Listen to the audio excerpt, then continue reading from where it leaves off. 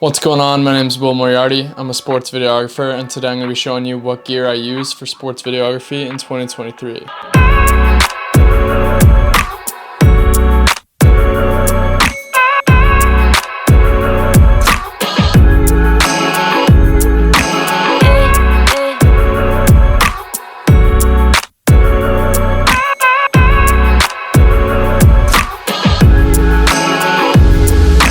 If you haven't already, make sure to subscribe to the channel. I'm going to try and be a lot more active on here. I've been trying to get into more videos recently, and I think in the next upcoming months of the summer, I'm going to get into some more content kind of like this. So hopping right into my bag. First, we're going to talk about my very first camera I got when I started this in 2019. I actually got the Sony a6400, which I'll put up on the screen right here. It's actually the camera I'm recording this video on right now. I got the body for about $1,000 with one of the kit lenses.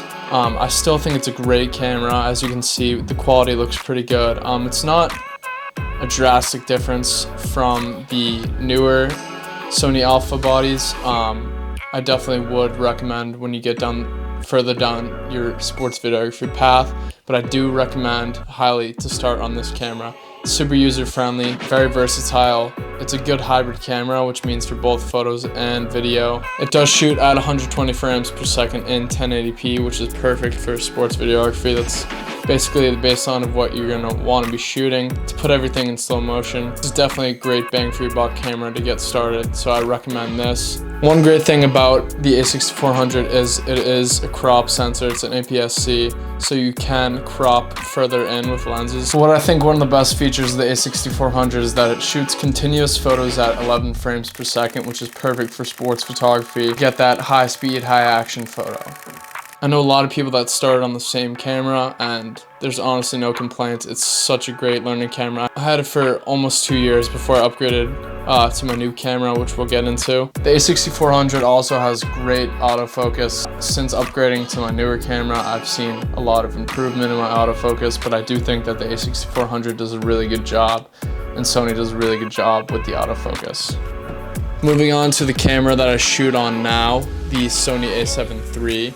It's a bit of an older body as of now, but I still do absolutely love this camera. I do see massive improvements on the autofocus in the a7 III. I also really enjoy shooting on a full frame camera. Also, the biggest thing with this is it's a lot better in low light, obviously depending on the lens that you have and the aperture that you have on, but it can get up to a lot higher of an ISO than the a6400 without introducing a lot of grain or really bad image quality. I will say most of my videos on my page are shot with the a7S III. That's what we use at school for the athletic department. But all of my freelance videos are now shot on this camera. Moving on to my lenses, this is the kit lens that I got with the a6400. It's the 18 to 135 variable aperture f3.5 5.6. I'm honestly not a huge fan of this lens. It does get the job done. As you can see, it's got some bumps and bruises from over the years. I really am not a fan of variable aperture for a lens like this. I personally don't like the variable aperture from 3.5 to 5.6 because as you're zooming in or as you're switching focal lengths, a lot of lighting material switches. Originally, when I was using this lens, I wasn't really aware of that stuff, and when I was editing, I would be confused as to why my shots on the other side of the court were a lot darker than my shots closer to me, and that's because of the variable aperture. So when you're buying a lens, that's got to be a key thing that you look at. I personally like to buy constant aperture lenses now, although they are a lot more expensive glass. I do think it's worth it for your footage. So the second lens I bought is the Sony f1.8 50mm prime lens. So this, for anyone that doesn't know, doesn't have the capability of zooming in and out.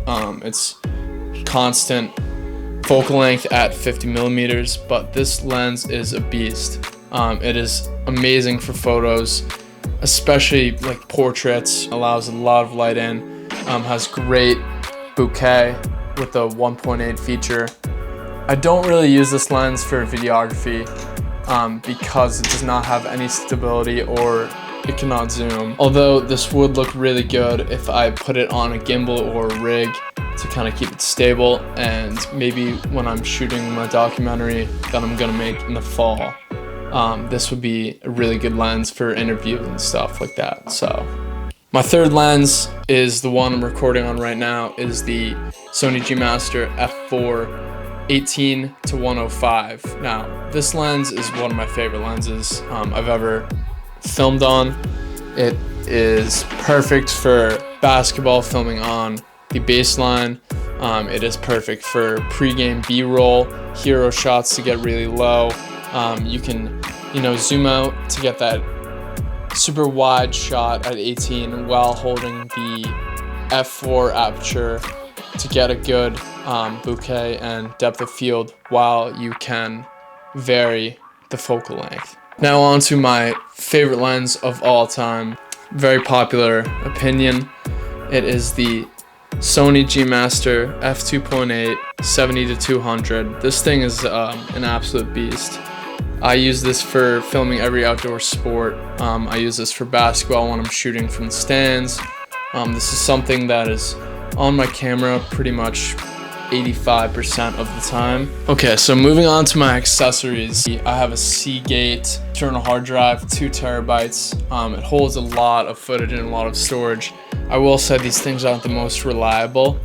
I think it was about $100 on Amazon. I had one in the past that ended up breaking inside, and to get these things fixed is impossible. Especially when the disc inside stops working. So definitely recommend 2 of these, one as a backup to hold your footage, just so if you lose everything, it's not the end of your career. As for audio, I'm using the Rode Wireless Go on this video, which is an amazing lav mic that allows you to clip onto whomever it may be, while you put the other receiver on top of the camera. I got this for about $200 at Best Buy. This thing is not disappointed. Not the clearest audio from any lav mic that I've ever used, but I really do recommend this one, and it's not super expensive and it's very easy to use. Next, I have this DigiPower LED light that I'll mount on top of my camera. Not very strong, but it's perfect to use in a dark setting when you need some light on characters. For example, I've used it for party videos and things that aren't in very well lit environments. For editing, I use the 14-inch MacBook Pro 2021 version. It has about 500 gigabytes of storage, 16 gigs of RAM. I believe this thing is amazing. I've never really had any issues editing, running multiple Adobe softwares at once. I can run Premiere and After Effects and Photoshop at the same time on this. Obviously, depending on what I'm working on, I never really have any issues with this. It's amazing. For more audio, I have the Rode VideoMic Go. Do not like this thing. Do not recommend it. It actually broke on me, the bottom mount. Got it for about $100, so if you're looking for something to get the job done within a certain budget, I guess this could get the job done, but it doesn't have great reception of the audio at the event when it's windy out or when there's a lot of background noise. Moving on, I have 2 ProMaster ND filters for my lenses. This one is for the 50mm 1.8. I got this from Hunt's Photo and Video. If you have one of those near you, I really love these ND filters. This one has about 4 stops. This one has about 8 stops. This one's for my 70-200. Next, I have my gimbal, the Zhiyun Weebill S. I don't use this thing very often.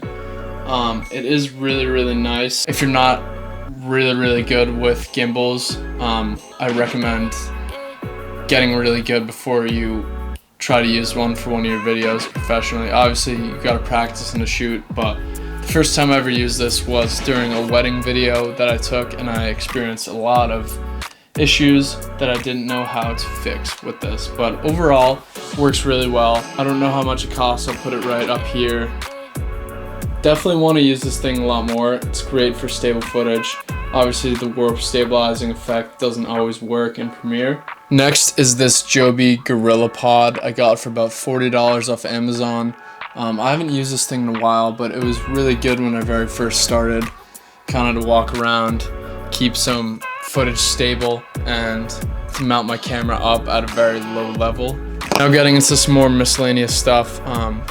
Sony battery charger, need those, essential. This little USB converter and whatever it's called, SD, for my 14-inch MacBook Pro because I cannot insert a USB for my external hard drive to go into my laptop. Obviously, gotta make sure you have your lens wipes for the lenses, keep them clean.